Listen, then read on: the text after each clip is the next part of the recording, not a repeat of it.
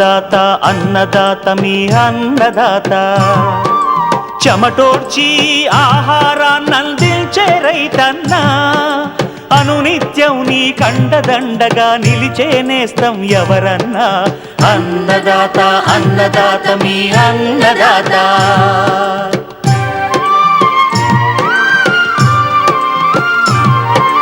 నూతన రీతుల సాగుబడికి నూరింతలు పెరిగే దిగుబడికి సూచనలిచ్చే సస్య రక్షణకు పశు పోషణకి శాస్త్ర విజ్ఞానం అందించి ముందుకు నడిపే తెలుగు రైతు భారతదేశానికి మకుటం అయ్యేలా తీర్చిదిద్దే ఆశయంతో మిమ్ము మేలు కొలిపేది అన్నదాత అన్నదాత అన్నదాత మీ అన్నదాత అన్నదాత అన్నదాత మీ అన్నదాత.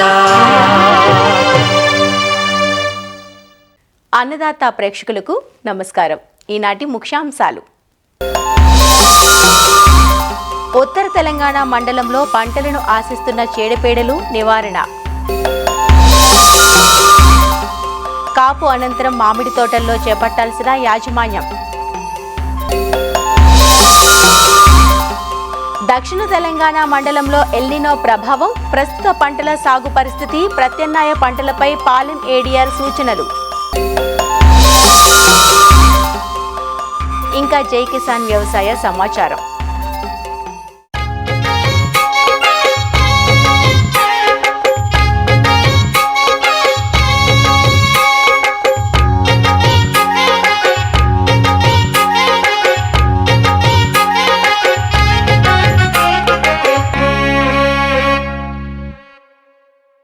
ఉత్తర తెలంగాణ మండలంలో సాగయిన వరి, మొక్కజొన్న, ప్రత్తి పంటల్లో ప్రస్తుతం పలు రకాల చీడపీడలు ఆశించే ఆస్కారం ఉందంటూ శాస్త్రవేత్తలు తెలియజేస్తున్నారు. వరి నారు దశలో కాండం తొలుచు పురుగు, మొక్కజొన్నలో కత్తెర పురుగు, కాండం తొలుచు పురుగు, ప్రత్తిలో రసం పీల్చే పురుగులు ఆశించే అవకాశం ఉంది. కాబట్టి రైతులు చీడపీడల నియంత్రణకు సమగ్ర సస్యరక్షణ చర్యలను చేపట్టాలంటూ సూచనలు అందిస్తున్నారు. జగిత్యాల జిల్లా పొలాస ప్రాంతీయ వ్యవసాయ పరిశోధనా స్థానం కీటక విభాగ శాస్త్రవేత్త డాక్టర్ స్వాతి. ఎల్నినో ప్రభావం ఉండడం వలన వర్షాలు అనేటివి సరిగ్గా పడట్లేదు. వర్షాభావ పరిస్థితులు ఉన్నప్పుడు వివిధ పంటలలో మనకి వివిధ రకాల చీడపీడలు ఆశించి పంట నష్టాన్ని కలగడానికి ఆస్కారం ఉంటుంది. అయితే ప్రధానంగా మనకి ఇప్పుడు తెలంగాణ రాష్ట్రంలో చూసినట్లయితే వరి, మొక్కజొన్న, తర్వాత ప్రధానంగా ఈ పత్తి పంట అనేది ఎక్కువగా వేయడం జరిగింది. సో ఈ పంటలలో మనకి రసం పీల్చు పురుగుల ఉధృతి అనేది ఎక్కువగా ఉండడానికి ఆస్కారం ఉంటుంది. అయితే తామర పురుగులు, తెల్లదోమ, పేనుబంక ఉన్నప్పుడు వివిధ రకాలైన పురుగు మందుల జోలికి వెళ్లకుండా కొంతవరకు అయినా సమగ్ర యాజమాన్య పద్ధతులు చేపట్టినట్లయితే వీటి బెడద అనేది తక్కువగా ఉంటుంది. అయితే దీనికి గాను మనకి తెలుపు, నీలిరంగు, పసుపు జిగురాటలు అనేటివి మార్కెట్లో అవైలబుల్ ఉంటాయి. వీటిని మనము తాడుకి అమర్చుకొని పొలం మధ్యలో వరుసగా పెట్టుకోవాలి. పెట్టుకున్నట్లయితే ఈ తామర పురుగులు, తెల్లదోమ, పచ్చదోమ అనేటివి వాటికి ఆకర్షించబడి వాటి మీద పడడానికి ఆస్కారం ఉంటుంది. వీటితో పాటు పిప్రోనిల్ అనే మందు 2 మిల్లీలీటర్ల చొప్పున లీటర్ నీటి కలుపుకొని పిచికారీ చేసుకోవచ్చు తామర పురుగుల నివారణకి.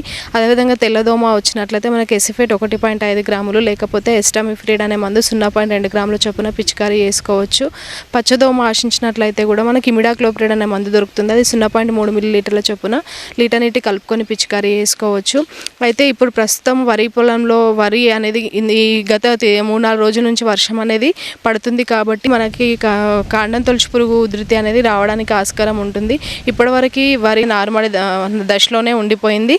ఒకవేళ నారు అనేది ముదిరిన నారు ఉన్నట్లయితే మనకి ఆకుకొనలు అనేటివి తుంచుకొని నాటుకోవాలి. అలా నాటుకున్నట్లయితే ఆకుకొనల మీద ఉన్న గుడ్లు అనేటివి పోవడానికి ఆస్కారం ఉంటుంది. అదేవిధంగా నాటుకునే పరిస్థితిలో ఉన్నట్లయితే కొంతవరకు ఏరియా తగ్గించుకొని, అంటే నారుమడి అనేది ఒక 5 ఎకరాలకి వేసుకున్నప్పటికీ కూడా ఒక 2 ఎకరాల వరకు తగ్గించుకొని వేసుకున్నట్లయితే తర్వాత దశలో నీరు అనేది వర్షం అనేది పడకపోతే కూడా కొంతవరకైనా మనకున్న నీటి వసతితో సాగు చేసుకోవచ్చు.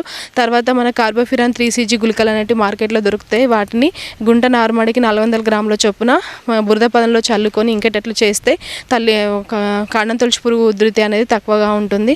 తర్వాత మనకి మొక్కజొన్న విషయానికి వచ్చినట్లయితే కత్తెర పురుగు కానీ కాండం తొలచు పురుగు అనేది కూడా రావడానికి ఆస్కారం ఉంటుంది. దీనికి మనకి క్లోరాంట్రనిలిప్రోల్ అనే మందు దొరుకుతుంది. అది 0.3 మిల్లీలీటర్ల చొప్పున, లేదా ఇమామెక్టిన్ బెంజోయేట్ అనే మందు దొరుకుతుంది. అది 0.4 గ్రాముల చొప్పున పిచికారీ చేసుకోవచ్చు. మన లింగాకర్షణ బుట్టలు అనేవి కూడా మార్కెట్లో అవైలబుల్ ఉంటాయి. వీటిలో మగ పురుగులను ఆకర్షించడానికి ఆడపురుగు రసాయన మందు అనేది ఉంటుంది.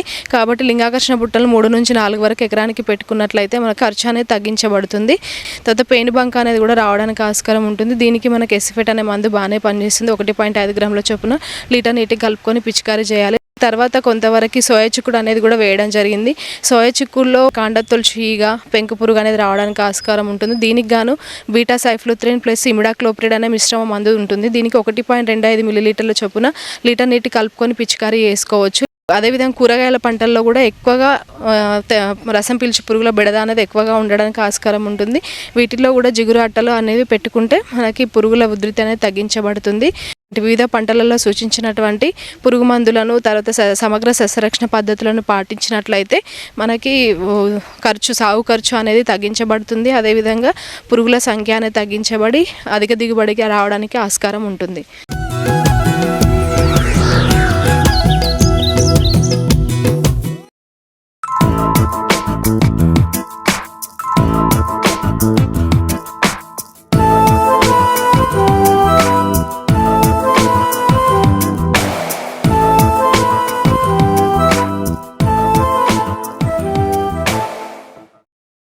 సాధారణంగా మామిడి తోటల్లో పూత ప్రారంభమైనప్పటి నుంచి అనేక రకాల సస్యరక్షణ పద్ధతులను చేపట్టే రైతులు కోతలు పూర్తవగానే మళ్లీ మరుసటి సీజన్ వరకు తోటలను అశ్రద్ధ చేస్తూ ఉంటారు.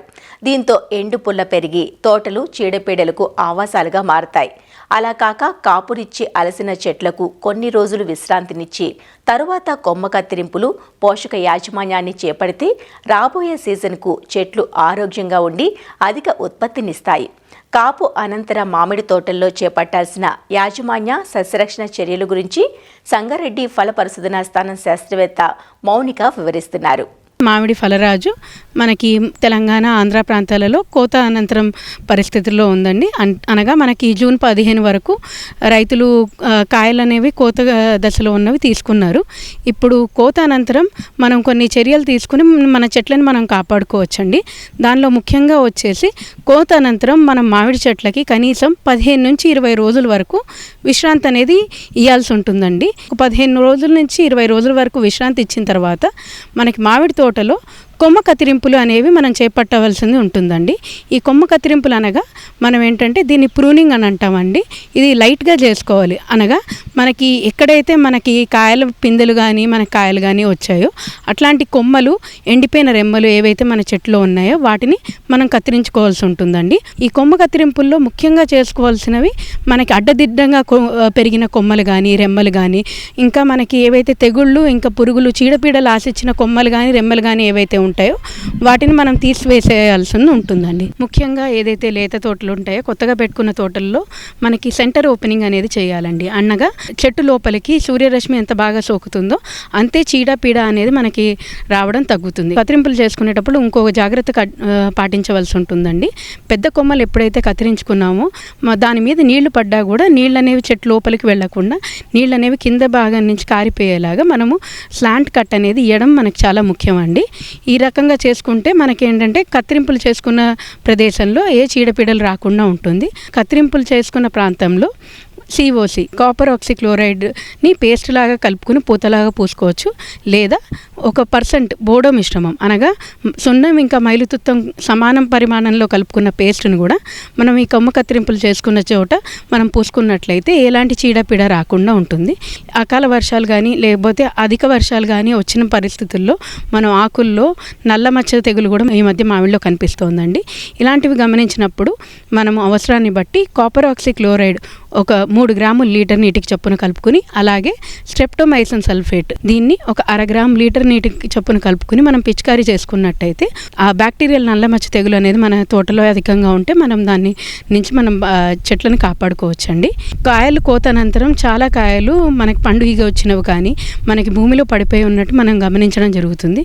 ఇటువంటి కుళ్ళిపోయిన కాయలని, రెమ్మలని కానీ పూతని కానీ మనం తోట నుంచి ముందుగానే సేకరించి బయట వేసి నాశనం చేసుకోవాలండి.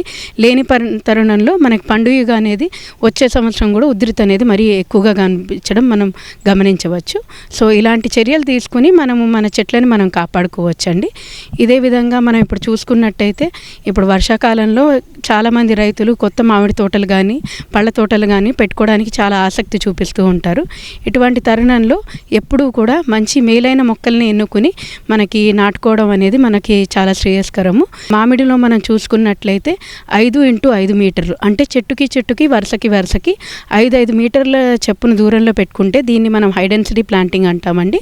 దీనిలో మనకి ఎకరానికి దాదాపు 160 మొక్కల వరకు మనం పెట్టుకోవచ్చండి. ఎప్పుడైనా కొత్త తోట పెట్టే ముందర మట్టి పరీక్ష మరియు నీటి పరీక్ష అనేది చేయించుకోవాలండి.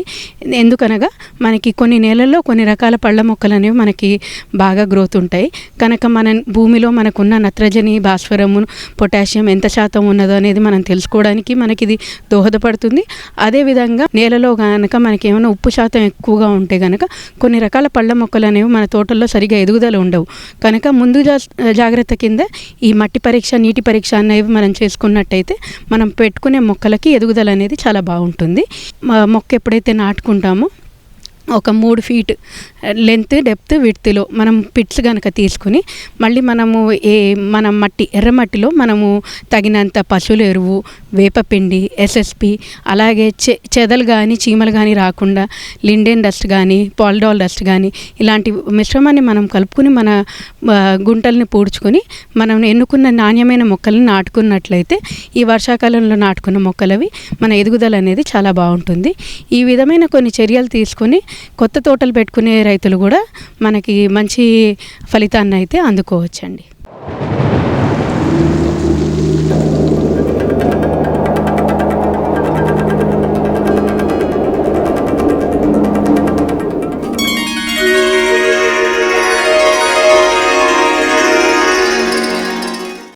ఈ ఏడాది ఎల్నినో ప్రభావం పంటల సాగుపై ఉంటుందని, వర్షాభావ పరిస్థితులు నెలకొంటాయని సీజన్ ఆరంభానికి ముందు నుంచి వాతావరణ శాఖ హెచ్చరిస్తూ వచ్చింది. ఆగస్టు మాసం వచ్చేస్తున్నా ఇప్పటి వరకు ఎక్కడా సరైన వర్షపాతం నమోదైంది లేదు. పూర్తి స్థాయిలో పంటలు విత్తుకున్నది లేదు. విత్తుకున్న పంటలు సైతం ఎదుగు బొదుగు లేక నేల చూపులు చూస్తున్నాయి. వరి సాగు పట్ల రైతుల్లో సందిగ్ధత నెలకొంది. అయితే 2 రోజులుగా కురుస్తున్న వర్షాలు రైతాంగంలో కొత్త ఉత్సాహాన్ని నింపుతున్నాయి. తెలంగాణ రాష్ట్రంలో వర్షపాతం తక్కువగా ఉండే వ్యవసాయక మండలం దక్షిణ తెలంగాణ మండలం. 11 జిల్లాలు మహబూబ్ నగర్, నల్గొండ, నాగర్ కర్నూల్, వనపర్తి, జోగులాంబ గద్వాల్, నారాయణపేట్, రంగారెడ్డి, మేడ్చల్ మల్కాజిగిరి, వికారాబాద్, యాదాద్రి భువనగిరి, సూర్యాపేట్ జిల్లాలు ఈ మండలం క్రిందకు వస్తాయి. ప్రధానంగా వరి, ప్రత్తి, మొక్కజొన్న, వేరుశనగ పంటలను ఇక్కడ సాగు చేస్తారు. ప్రస్తుతం వర్షాలు పడుతున్న నేపథ్యంలో పంటల సాగు పరిస్థితి ఏంటి? వరి నాటు వేయాలా వద్దా? ముదురు నారు నాటాల్సి వస్తే ఎలాంటి జాగ్రత్తలు తీసుకోవాలి? ఈ వర్షాలను ఉపయోగించుకొని ఆగస్టులో ఏ పంటలు విత్తుకోవచ్చు అన్న సూచనలతో మన ముందుకు వస్తున్నారు పాలెం ప్రాంతీయ వ్యవసాయ పరిశోధనా స్థానం సహ పరిశోధక సంచాలకులు డాక్టర్ ఎల్ కృష్ణ. మనం దక్షిణ తెలంగాణ మండలంలో మనకి ఎల్నినో ప్రభావం వల్ల ఉన్నటువంటి పరిస్థితులు మనం చూసుకున్నట్లయితే దాదాపుగా మనకి దక్షిణ తెలంగాణ మండలంలో మనకి 49.8 లక్షల ఎకరాలలో మనకి ఈ వానాకాలంలో పంటలు సాగు చేపడతా ఉంటారు. ఇప్పటి వరకు మనకి దాదాపుగా 20 లక్షల ఎకరాల వరకు మాత్రమే సాగు చేపట్టడం జరిగింది. ఇప్పటి వరకు ఈ దక్షిణ తెలంగాణ ప్రాంతంలో మనకి సాధారణ వర్షపాతం 192 మిల్లీమీటర్లకు గాను మనకి ఇప్పటి వరకు మనకి 140 మిల్లీమీటర్లు మాత్రమే నమోదు చేసుకోవడం జరిగింది. అంటే దాదాపుగా 27% మనకి లోటు వర్షపాతాన్ని మనము నమోదు చేసుకోవడం జరిగింది. ఒక 4 జిల్లాలు తప్ప మిగతా అన్ని జిల్లాల్లో మనకి లోటు వర్షపాతం నమోదు చేసుకోవడం జరిగింది. ఈ సాధారణ వర్షపాతం నమోదు చేసుకున్నటువంటి జిల్లాల విషయాలకు వచ్చినట్లయితే మనకి నాగర్ కర్నూల్, నల్గొండ, గద్వాల, ఈ జిల్లాలో మనము రంగారెడ్డి జిల్లాల్లో ఈ 4 జిల్లాల్లో మనం సాధారణ వర్షపాతాన్ని నమోదు చేసుకున్నాము. పంటల యొక్క సాగు విస్తీర్ణం చూసుకున్నట్లయితే మనకి అనుకున్న దానికన్నా మనకి దాదాపు 50% తక్కువగా సాగు చేసుకోవడం జరిగింది. ముఖ్యంగా మనకి దక్షిణ తెలంగాణ ప్రాంతంలో పంటల విషయాలకు వచ్చినట్లయితే మనకి వరి, ప్రత్తి, కంది, మొక్కజొన్న ఈ 4 పంటలు ఎక్కువ మొత్తంలో సాగు చేసినటువంటి పంటలు. వరికి విషయానికి వచ్చినట్లయితే దాదాపుగా మనకి 2 లక్షల ఎకరాల్లో మాత్రమే మనకి వరి సాగు ఇప్పటిదాకా నాట్లని పూర్తి చేసుకోవడం జరిగింది. కాటన్ 19.8 లక్షల ఎకరాల్లో సాధారణ విస్తీర్ణం ఉందో మనకి దాంట్లో మనకి దాదాపుగా మనకి 20% తక్కువగా మనకి సాధారణ విస్తీర్ణం నమోదు చేయడం జరిగింది. మన కంది విషయానికి వచ్చినట్లయితే దాదాపుగా ఇప్పటి వరకు మనకి 2.35 లక్షల ఎకరాలకు గాను మనకి 1.65 లక్షల ఎకరాల్లో కంది సాగు చేయడం జరిగింది. ఇప్పుడున్న పరిస్థితుల్లో మనము ఆగస్టు 15 వరకు కూడా మనకి కందు సాగు చేసుకోవడానికి అవకాశం ఉంది మనకి ఈ మన దక్షిణ తెలంగాణ ప్రాంతంలో. ఇప్పుడున్నటువంటి ఈ వర్షాభావ పరిస్థితుల్లో అందరు రైతులు కూడా ఇప్పుడు ఏంటంటే ఉన్న పరిస్థితుల ప్రకారంగా నాట్లు వేయాలా వద్దా అనేటటువంటి ఆలోచనలో ఉన్నారు. ఎక్కడైతే నీటి వసతి ఉంది మనకి ఆధారం చెరువుల కింద అదేవిధంగా బావుల కింద నీటి వసతి ఉన్నటువంటి రైతులు మాత్రమే వరి ప్రధాన పొలంలో నాట్లు వేసుకుంటే మంచిది. ఒకవేళ మనకి నీటి వసతి లేదు, వర్షాధారంగా కొన్ని తడుల మీద మనకి బోర్లు రీఛార్జ్ అవుతున్న రైతులు ఖచ్చితంగా మనకి పంటల యొక్క ప్రత్యామ్నాయటువంటి పంటల వైపు ఖచ్చితంగా మళ్ళాల్సినటువంటి అవసరం ఉందండి. ముదురు నారుని కనుక వేసుకోవాల్సినటువంటి పరిస్థితులు వచ్చినట్లయితే కనుక రైతులు దీర్ఘకాలిక రకాలను కానీ మధ్యకాలిక రకాలను కానీ సాగుకి ఎంపిక చేసుకున్న రైతులు మాత్రమే మనకి ఈ ముదురు నారుని వేసుకుంటే మంచిగా ఉంటుంది. అదేవిధంగా స్వల్పకాలిక రకాలను కనుక సాగుకి ఎంపిక చేసుకొని ముదురు నారుని వేసుకోవాల్సిన పరిస్థితులు ఉంటే కనుక రైతులు 1-2 సార్లు ఆలోచించాల్సిన అవసరం ఉందండి. ఒకవేళ ముదురు నారులు వేసుకునేటప్పుడు రైతులు ఖచ్చితంగా మొక్కలకి మధ్యలో దూరం తక్కువగా ఉండేటట్టుగా చూసుకోవాలి. అదేవిధంగా ఒక కుదురుకి 3-4 మొక్కలు ఉండేటట్టుగా ఖచ్చితంగా చూసుకోవాలి. అదేవిధంగా మనకి ఈ కాండం తొలచే ఉధృతి కనుక మనకి ఎక్కువగా ఉంటుంది కాబట్టి నాట్లు వేసుకునేటప్పుడు ఈ ముదురునారు యొక్క కొసల్ని తుంచుకున్నట్లయితే మనకి ఆ కొసల మీద ఉన్నటువంటి కాండం తొలచే పురుగు యొక్క గుడ్ల యొక్క సముదాయాన్ని మనము నిర్మూలించినట్టు వాళ్ళం అవుతాము. అదేవిధంగా ముదురునారు వేసుకున్నటువంటి పరిస్థితుల్లో రైతులు సిఫారసు చేయబడినటువంటి నత్రజని ఏదైతే ఉందో దానిలో సగ భాగాన్ని మనము ఆఖరి దమ్ములో వేసుకొని మనము నాట్లు వేసుకున్నట్లయితే ఆశించినటువంటి దిగుబడులు పొందడానికి అవకాశం ఉంది. కాటన్ చూసుకున్నట్లయితే దాదాపుగా మనకి సాధారణ విస్తీర్ణంలో దాదాపుగా మనకి 80-80% వరకు కాటన్ ఆల్రెడీ రైతులు సాగు చేయడం జరిగింది. గత వారంలో అంటే 3-4 రోజులు మనకున్నటువంటి ఈ అడపదడప వర్షాలు ఉండటం వల్ల కొంచెం వరకు వర్షాభావ పరిస్థితి నుంచి లేకుండా ఉంది మనకి. ముఖ్యంగా ఈ బెట్ట పరిస్థితులు రావడం వల్ల ఆశించినటువంటి శాఖీయ పెరుగుదల లేదు. ప్రతి పంటలో మనకి ఈ బెట్ట పరిస్థితులు రావటం వల్ల మనకి ఈ పీల్చే పురుగుల యొక్క ఉధృతి ఎక్కువగా ఉన్నట్టుగా మనకి రిపోర్ట్స్ రావడం జరిగిందండి. కొద్ది మొత్తంలో అంటే బిలో ఈటీఎల్ కనుక ఉన్నట్లయితే మనకి వేప నూనెని మనము 1500 ppm వేప నూనెని మనము 1 లీటర్ నీటికి 5 మిల్లీమీటర్ల చొప్పున మనం పిచికారీ చేసుకున్నట్లయితే మొదటి దశలో ఉన్నటువంటి ఈ రసం పీల్చే పురుగుల యొక్క ఉధృతిని లేకుండా చూసుకోవచ్చు. అదేవిధంగా ఈ రసం పీల్చే యొక్క ఉధృతి మనకి బెట్ట పరిస్థితులు ఎక్కువగా వస్తుంది కాబట్టి రైతులు ఖచ్చితంగా వాటికి సిఫారసు చేయబడినటువంటి మందులు పిచికారీ చేసుకొని మనము ఈ రసం పీల్చే బారి నుంచి మనం పంటను ఖచ్చితంగా రక్షించుకోవాలి. వర్షాభావ పరిస్థితులు ఉన్నాయి కాబట్టి మనకి ఈ మన ఇంటర్ కల్టివేషన్ ఆపరేషన్స్ చేసుకుంటూ భూమి పైపొరలో ఉన్నటువంటి తేమని మనము ఆరిపోకుండా మనము కాపాడుకోవాలి. మన జోన్లో ఉన్నటువంటి మరొక ప్రధానమైనటువంటి పంట మనకి కంది పంట. ఒకవేళ మనకి ఇప్పుడున్న ప్రత్యామ్నాయ పంటల్లో భాగంగా మనము కందిని కూడా దక్షిణ తెలంగాణ ప్రాంతంలో ఉన్నటువంటి రైతాంగం సాగుకి ఎంపిక చేసుకోవచ్చు.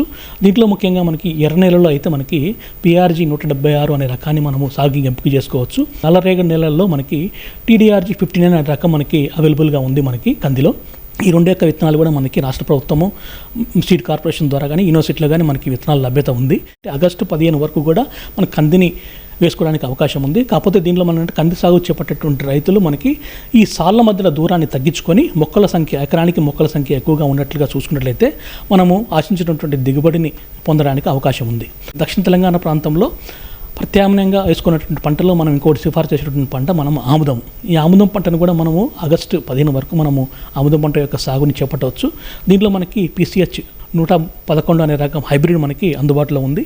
వరుసల మధ్యలో దూరం ఎక్కువగా లేకుండా మనకి వరుసల మధ్యలో దూరాన్ని తగ్గించుకొని అధిక సాంద్రత పద్ధతిలో కనుక మనము ఈ సాగు చేపట్టినట్లయితే మనకి ఆశించినటువంటి దిగుబడులు తీసుకొని రైతులు పంటని ఈ మన సీజన్ కోల్పోకుండా ఉండడానికి అవకాశం ఉందండి. ప్రత్యామ్నాయంగా పంటల్లో భాగంగా మనకి సాగు చేసుకోవడానికి ఇంకోటి అనువైనటువంటి మనకి పంట మనకి రాగి పంట. ఈ రాగి పంటలో మనం చూసుకున్నట్లయితే మన దగ్గర ఈ పాలెం రాగి 38 అంటే PRS 38 అనే రకం మన దగ్గర విత్తనం అందుబాటులో ఉంది. ఆగస్టు 15 వరకు కూడా రైతులు ఈ పంటను వేసుకోవచ్చు. అదేవిధంగా మనకి ఇంకొక ప్రత్యామ్నాయ పంట మనకి ఈ ఉలవలు CRHG 22 అనే రకము మనకి నలుపు గింజ రకము.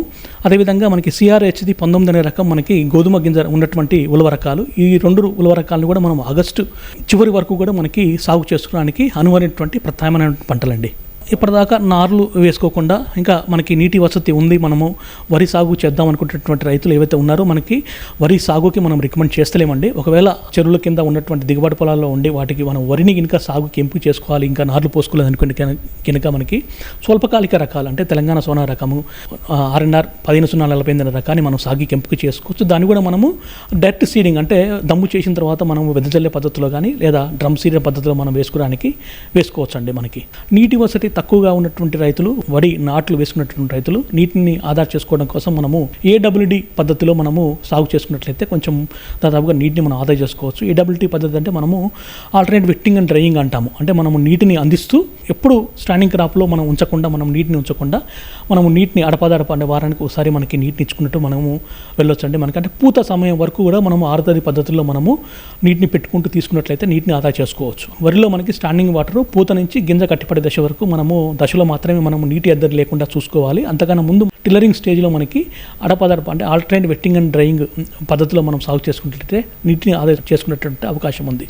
సో ఇప్పుడున్నటువంటి ఎల్నినో పరిస్థితుల్లో రైతులు ముఖ్యంగా గమనించాల్సిన విషయం ఏంటంటే మనకి అన్ని పంటల్లో కూడా భూమిలో సరైనటువంటి తేమ ఉన్నప్పుడు మాత్రమే నత్రజని ఎరువులని మనం భూమికి అందించాలా. అదేవిధంగా మనకి ఒకవేళ ఈ బెట్ట పరిస్థితులు కనుక గ్యాప్ ఎక్కువగా వచ్చినట్లయితే మనము డైరెక్ట్గా ఫర్టిలైజర్స్ భూమిలో వేయకుండా మనము వాటర్లో సాల్యుబుల్ అయ్యేటటువంటి మన ఫర్టిలైజర్స్ ఏవైతే ఉన్నాయో పైపాటుగా మనం పిచికారి చేసుకున్నట్లయితే మొక్కలు ఈ వర్షాభావ పరిస్థితుల బెట్ట నుంచి కొంచెం మనకి గట్టెక్కడానికి అవకాశం ఉంటుంది. అదేవిధంగా మనకి ఈ రానున్న రోజుల్లో మనకి ఈ వర్షాభావ పరిస్థితుల్లో మనకి ఎలక్ట్రిసిటీ కూడా మనకి ప్రాబ్లం ఉంటుంది కాబట్టి అన్ని విషయాలని ఆలోచించి మనము సాగు చేపట్టేటువంటి అవసరం ఉంది.